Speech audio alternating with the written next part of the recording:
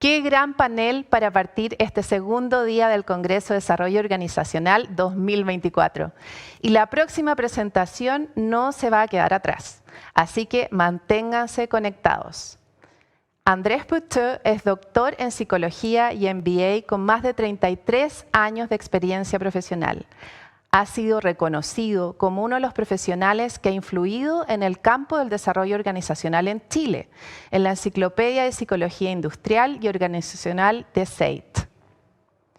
Además de numerosos proyectos de consultoría, desde 1992 ha impartido diversos cursos de pre- y posgrado asociados a desarrollo organizacional en algunas de las universidades más importantes de nuestro país.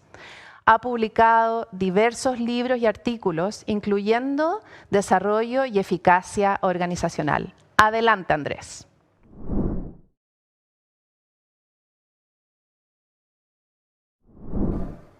Gracias, Caroline, y gracias a todos los que nos están viendo de la red y amigos. Les cuento, yo soy Andrés Puteaux y lo que vamos a presentar hoy día es una serie de tips sobre cómo gestionar clima organizacional. ¿Ah? Clima es una palabra paraguas. En realidad refiere a estudios que tienen que ver con diagnóstico organizacional.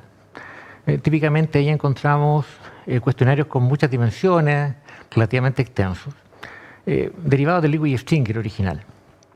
Y también estudios que tienen que ver con motivación o capacidades. Ahí hay estudios que van desde los cuestionarios suceso hasta otros que tienen que ver con engagement o niveles de innovación, como el Q12. Ahora, ¿cuál es la idea fundamental de esta presentación? Los estudios de clima son o ocupan herramientas científicas, pero son una herramienta de gestión. La idea fundamental es que tenemos que ser capaces de pensar cómo queremos salir en la foto que vamos a tomar. No solamente aplicar una encuesta y responder ciegamente o analizar ciegamente lo que estamos viendo. ¿Ya? ¿Cuáles son los tips? El primero es que tenemos que identificar el nivel de exigencia que queremos ocupar con los instrumentos. ¿Queremos que sea un instrumento muy exigente, que nos lleve o nos oriente hacia un futuro? ¿O queremos evaluar qué es lo que está mal y dónde tenemos focos de intervención inmediata? Un segundo punto es evaluar aquello que sí podemos modificar. A veces uno mide y mide y mide lo mismo sin poder impactar sobre eso, lo cual genera una serie de problemas desde estancamiento y desmotivación hasta efectivamente pérdida de validación del área de gestión de personas. ¿Qué elemento adicional tenemos que ver? El tercer tip, trabajar con escalas que reflejen cómo la gente piensa. ¿Ya? La escala que estamos utilizando permite medir el tipo de decisiones que la gente va a tomar o no. Y por último, un cuarto tip tiene que ver con utilizar escalas que nos permitan comparar. ¿Ya? Esto no siempre es necesario, pero en muchos casos uno quiere saber qué área está mejor, qué área está peor. Y si ocupa escalas tipo Likert, eso a veces se dificulta. Vamos con el primer tip. ¿Ya? Identificar el nivel de exigencia adecuado. Yo creo que un buen ejemplo para poder entender esto es mirar un instrumento de exigencia alta, como el Q12 o Gallup 12. ¿Ya? En Gallup 12 mide 4 dimensiones. Los factores higiénicos, los factores individuales y de supervisión, el trabajo en equipo y el nivel de desarrollo. Ahora, si ven en la pantalla van a ver que hay algunos ítems como en los últimos 7 días he recibido reconocimiento por hacer un buen trabajo o tengo un mejor amigo en la empresa, que son de exigencia alta. ¿Ya? ¿Tiene sentido que yo pregunte esto, por ejemplo, en un puesto donde la gente trabaja fundamentalmente con artefactos, en tareas recurrentes? Estoy colocando acá la foto de un Cardex para ilustrarlo, pero estamos pensando desde gente que puede trabajar en contabilidad hasta alguien que trabaja en selección, trabajando en tabulación de test. ¿Ya? O incluso puede ser algún ejecutivo de cuentas que trabaja en análisis, donde su trabajo fundamentalmente es el manejo de artefactos. En las primeras semanas va a ser posible que yo, ¿cómo se llama?, lo felicite por el aprendizaje, pero con el paso del tiempo, al cabo de 1 o 2 años, va a ser mucho más complicado poder reconocerlo, ¿ya?, por algo significativo. Si yo aplico una encuesta como esta, como la Q12, es probable que eso genere un efecto adverso. La persona va a sentir que no está recibiendo el reconocimiento que el instrumento le pide tener. ¿Ya? En cambio, si vamos a otro caso, y aquí les pido que miremos o pensemos en un equipo de cirujanos, gente que esté trabajando en educación, en salud, donde tiene que aprender constantemente, tiene múltiples interacciones de distinto tipo con distintas personas. Aquí la Q12 va a funcionar perfectamente. Podemos ver un estándar de relaciones y de contacto en el manejo de la ansiedad con los amigos que corresponde al tipo de trabajo. ¿Ya? Entonces, ¿cuál es el primer tip? Que uno piense en que si bien todas las personas tienen la misma dignidad y las mismas necesidades psicológicas, no todos los puestos ofrecen las mismas oportunidades. Y uno debiera ver dónde quiere quedar bien y dónde tiene que potenciar o detectar áreas de déficit. ¿Ya? ¿Cuáles serían los tips básicos en eso? En puestos que trabajan sobre procesos más bien estables, los factores higiénicos puede que pesen más. Estar bien entrenado, disponer de todo lo que se requiere. En procesos flexibles, cuando se trabaja en relaciones, educación, salud, seguridad, lo más relevante va a ser efectivamente el trabajo en equipo, el conocimiento personal, la capacidad de manejar las emociones negativas. Y en puestos cuya tarea fundamental tiene que ver con innovación y creación, ¿ya? Yo ahí sí necesito engagement. Y engagement no es solamente estar comprometido o motivado en el disfrute, tiene que ver con un estado de salud que permite creatividad. Y ahí ciertos elementos cognitivos van a ser esenciales en el desempeño. Por tanto, nuevamente, el primer tip tiene que ver con eso. ¿Dónde quiero quedar bien? ¿Dónde necesito detectar problemas de déficit? Segundo tip. ¿Ya? Y aquí estoy mostrando una lámina de un estudio real. ¿Ya? Esto es una empresa del área minera, donde en 3 años consecutivos se aplicó la misma encuesta. Si logran ver, los resultados fueron esencialmente similares. ¿Ya? De hecho, se superponen las líneas. ¿Y qué pasa cuando yo aplico 3 veces ¿ya? La misma encuesta con los mismos resultados? Eso genera desmotivación. ¿Ya? Más cuando se trabajaba sobre el factor que era más bajo, reconocimiento. Por lo que hemos conversado recién, podemos ver que cuando uno tiene procesos estables, como en esta empresa, si trabaja sobre reconocimiento, va a tener dificultades. En cambio, si uno hubiera pensado en trabajar sobre, que es lo que al final se hizo, sobre la presión de trabajo y sobre la coordinación entre áreas, que eran no los peores factores, los que estaban en medio, uno hubiera podido terminar mejorando reconocimiento, generando oportunidades de innovación y aprendizaje. ¿Ya? Veámoslo en un ejemplo más caricaturesco. Tenemos 6 factores: camaradería, claridad de estructura, liderazgo, autonomía, logro, renta. ¿Sobre cuál trabajamos? ¿Ya? Renta parece como lo más bajo, pero probablemente no vamos a tener tanto espacio para intervenir, ¿ya? En muchas ocasiones. Y uno debiera preguntarse además qué es lo que afecta al desempeño, qué es lo más eficiente de hacer, ¿ya? ¿Para qué estoy preguntando lo que estoy preguntando? Uno podría pensar que factores intermedios como liderazgo o autonomía, bien trabajados, pueden afectar el logro. Y renta, probablemente, si yo ya sé que va a estar mal, debiera minimizar su impacto y la cantidad de ítems en el cuestionario. ¿Ya?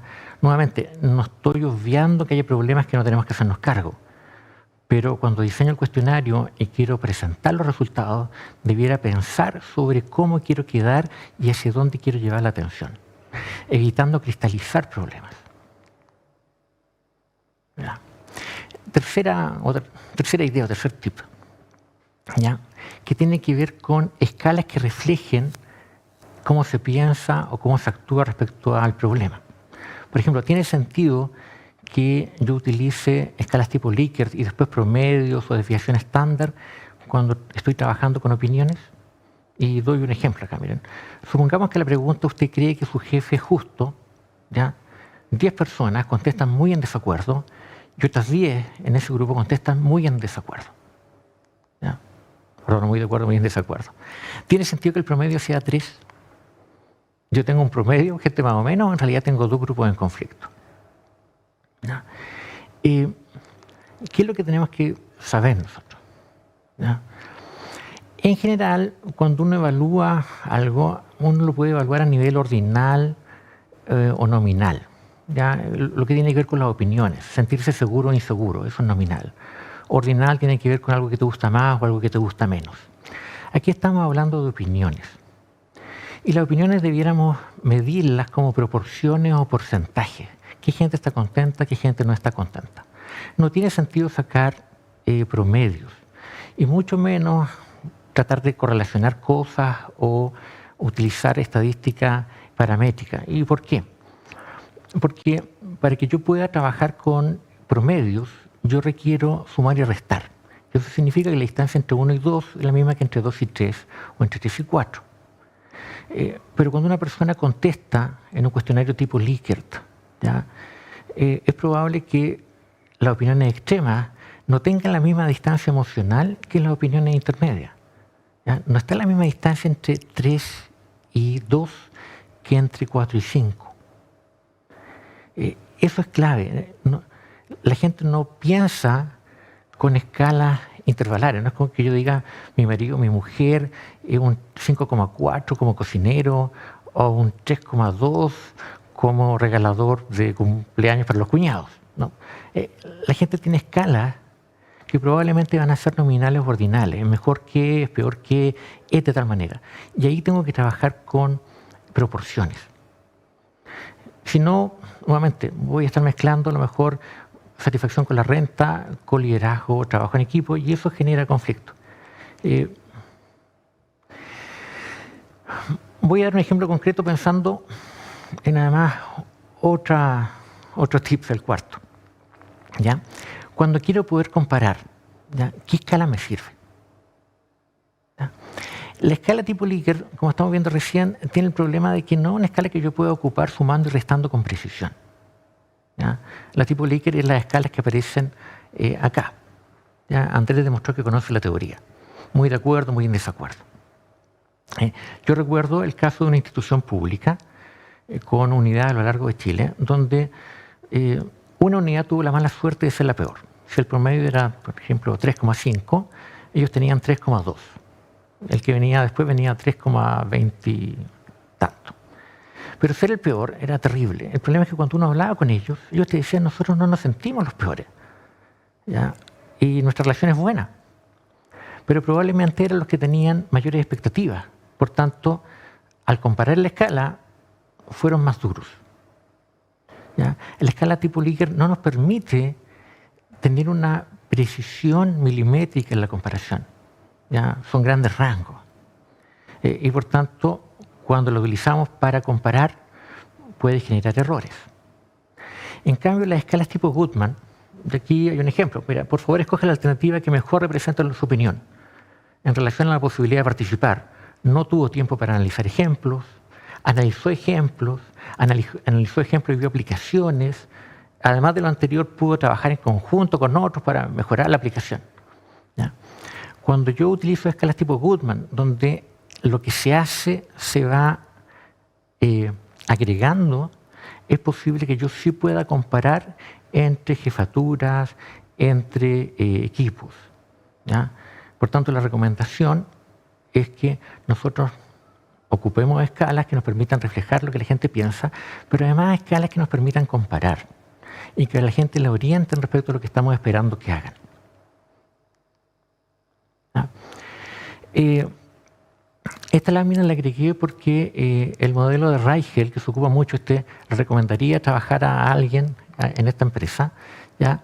Fíjense que es una escala de un tipo Likert, pero de 1 a 10, donde en realidad lo positivo es solamente 9 o 10. Es una suerte de escala dicotómica. ¿Ya? Y eso es importante. No ocupen esta pregunta con escalas de 1 a 5 o de 1 a 6. No está hecha para eso. ¿Ya? Entonces cierro rápidamente con un repaso de las 4 recomendaciones. Lo primero es pensar que cuando diseño el cuestionario y cuando analizo los resultados, tengo que ver el nivel de exigencia. corresponde con el tipo de puesto, corresponde con lo que yo quiero enfatizar. Lo segundo, ¿ya? Cuando estoy evaluando aquello que puedo modificar, ¿tiene sentido que vuelva a evaluar lo mismo que ya evalué antes, con el mismo nivel de exigencia? Lo tercero, las escalas que utilizo y la manera de evaluar reflejan el pensamiento de las personas, el tratamiento de datos corresponde con el tipo de intervención que quiero realizar. Y tengo escalas que efectivamente permitan comparar, ¿ya?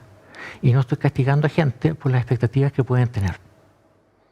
Los que contestan, ya sean sus colaboradores o clientes, sino que estoy evaluando sobre acciones. Y quiero terminar con una cita de Sábato, muy rápida. Miren, la gente antes le tenía fe a la hechicería y a la magia, ahora le tiene fe a la ciencia. Pero la ciencia es algo que tenemos que saber dominar. Si aplicamos estadística o cuestionarios sin comprenderlo, en la práctica no estamos haciendo mucho más que superchería. Y no estamos gestionando a las personas y ayudándolas a llegar a ser lo mejor que tendrían o que podrían llegar a ser. Gracias a todos. Les deseo suerte con los estudios y con la gestión.